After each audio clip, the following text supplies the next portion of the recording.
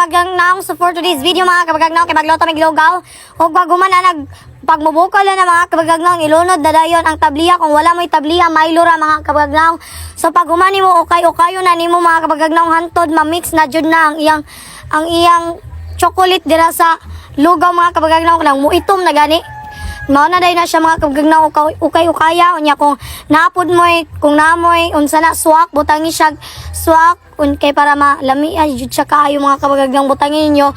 Pero kung wala ayaw na lang gid mga kabagagnaw, pwede ra man na asukal diretso mga kabagagnaw, pwede na kay dili tabliyahan. Pero kami kay mga UI man me nagtabliya mi mga kabagagnaw, nagamit-gamit mig swak-swak dra gasto-gasto me ingana me.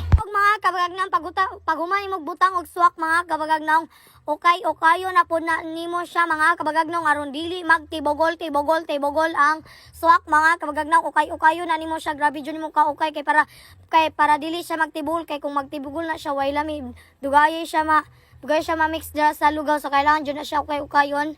So, sa mga dato dra mga kabagagnaw, di ba kamo magamit na jud mga mahalon nga sangkap kami kay swak-swak rami diri mga kabagagnaw, tabliya ra kay barato ra man siya mga kabagagnaw, dili man siya mahal.